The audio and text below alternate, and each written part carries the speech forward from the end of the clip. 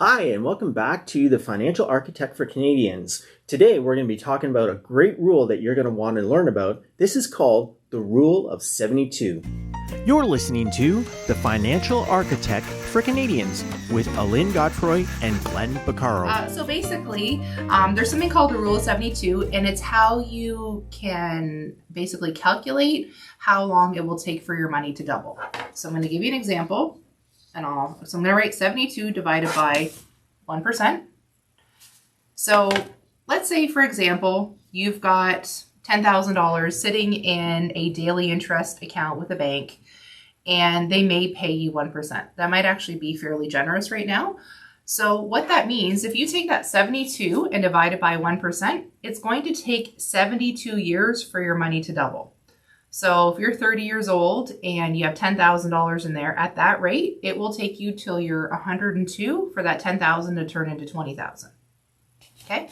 And then let's say, for example, you say, well, you know what? I want to meet with an advisor, determine what sort of investment portfolio I should be in. Perhaps you're in funds that are in medium risk funds that may average. Obviously, we don't know what the markets are going to do, but just for illustrative purposes, I want to give you an example. Let's say, for example, you're in a fund that averages about 6% rate of return a year.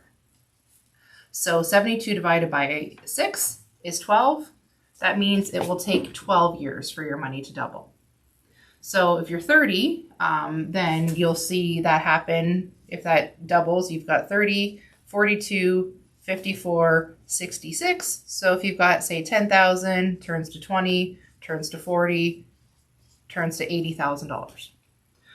Again, we don't know what the markets are going to do in the future, but I just want to show you the difference between having an actively managed portfolio and just, perhaps tucking money in a very conservative fund. If it's shorter term savings, then yes, being in a fund that only pays 1% for right now, if you're saving for a car or a house, something that you're going to need the money out within the next 3 years, you're probably going to want to be more conservative. Again, everyone's situation is different. That's why you talk to a financial advisor to figure out what's the optimal portfolio for you.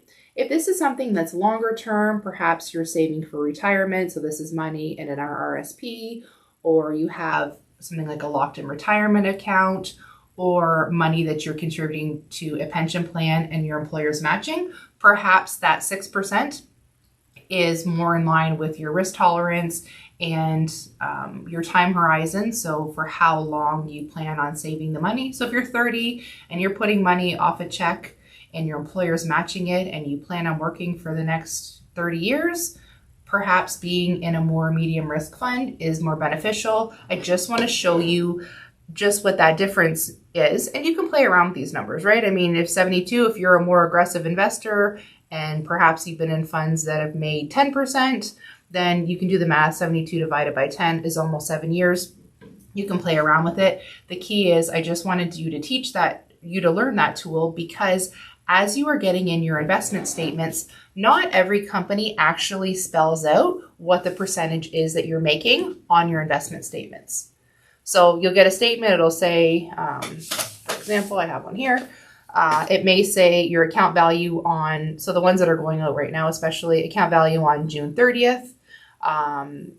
For example, this one I have here is $10,110 change in value of your contract. So this particular person made $992. Then on December 31st, $11,103. So it spells out how much the change is. The benefit with this one company that we deal with, it actually states the contract performance. It gives us a 6-month average. So that was 10.04, a 1 year, 2 year, 3 year, 4 year, 5 year. And since its inception, so since this client has had the account with me, this particular one made 13.04%. Obviously, everyone's will change and fluctuate. Yeah. But not every single company will spell that out for you. So the key is you want to know what you're making on a regular basis and also be able to do the math. So, I mean, in this particular case, you can take the $992 that was the growth divided by that initial amount, that $10,110. That will give you an average that was made over the last 6 months. So if it's not spelled out for you on your statement, contact your advisor or contact the institution. Or now that you've watched this video, you'll be able to do the calculation on your own. And then from there, so in this person's case, This is a client of mine that's in her early 40s. She's a pretty aggressive investor. So we don't know, obviously, if she's going to make 13%. That's been the average since she's had this account. And she's had the account for almost 10 years. So it's done very well. I don't know if I would necessarily use the 13 to show the doubling, even though that's what it's made. I would rather be a little more conservative. But at least you have the basics and you have a foundation, so you can get a general idea of, okay, how much should my money be doubling? And you know, okay, am I in the proper type of portfolio? Does it make sense for me to continue putting money into a daily interest savings? Or should I contact a financial professional to see what other options are out there for me? Nice. So that's really informative. I guess what I would encourage you to do, if you have questions, ask questions. Don't be afraid to ask questions. And I once heard a saying that went along the lines of, the stupidest question that you can ask is the one that's not asked. So if some of this doesn't make sense to you, get in touch with a financial professional, talk to, people in the know, and learn more, rewatch the video, learn about the rule of 72, figure out how long it's going to take you for your money to double, and hopefully you'll understand your investment statements when they arrive. And if you have a mutual fund portfolio with a bank, or you have an investment account with an independent advisor such as myself, we get paid a fee to manage your money. So don't be afraid to send an email, give a phone call to find out. The more that you learn about your money, the better. So that's why we do this podcast, is just for more education, so that you have a general idea of, okay, you know what, I have $1,000. Well, if I put that $1,000 away now, what could that, just take the zero off that $1,000 now, potentially, if you're 30 years old, when you're 66, it could potentially be worth $8,000 if you took the steps to meet with a financial professional, put it in a managed portfolio for yourself.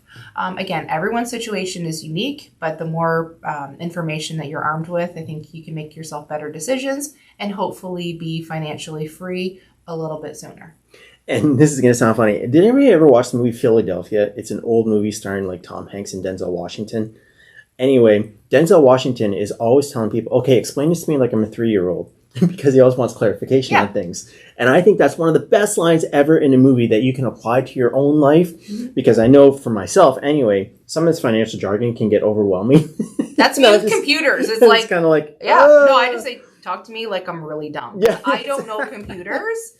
Just because my husband will explain something, like, it's way over my head. Can you just, dumb it down for me, please? So, yeah, I get it. So when you meet with somebody in the know, or talk to your financial professional, or somebody that knows stuff that you don't know, ask them to explain it to you like you're a 3-year-old, and break it down in a comprehensive level that will make sense to you. Because I know sometimes my mind is just overblown, and I don't want to seem like I'm stupid, so I just kind of nod my head and go, yeah, I have no idea what they're talking about. So it's great to just kind of ask them, break it down for you, talk to me like I'm a 3-year-old, and explain it to me like that way. Yeah, and I'm used to it. I've been doing this for almost 20 years, and it happens all the time. People come in and say, I don't know much about finances. Okay, that's great. Because sometimes, and I'll start a conversation like, how much do you follow the markets? What do you know? And then it gives me a really good starting point to figure out, okay, how do I fill somebody, how do I fill them in about what's been going on in the markets? And then it also helps me figure out what is the appropriate approach to take with investments. So, when you're working hard for your money and you're paying a professional to manage your money, you shouldn't feel silly about saying, I don't really understand this stuff. Can you please help me? Just like I would joke with my husband. Like if somebody said, Alynn, I'll give you, $100 to change a tire, I'd be like, keep your $100. Like I just, not going to happen. That's why I have a husband. That's why we have CAA. I don't know how to change a tire. If I had to learn, I would, but it's not really in my wheelhouse. I think we used that joke before. Like it's not my thing. Yep. I'm not mechanically inclined. That's why you find professionals that you can trust. And if finances aren't your thing, then give us a call and we'll be able to answer your questions. Find somebody you can trust with your finances. All right, on that note there, we're going to say goodbye. And you've been listening to The Financial Architect for Canadians. My name is Glenn Bacaro. This is Alynn Godfroy. And we're giving you the tools to build a solid foundation for your finances. Have a great day.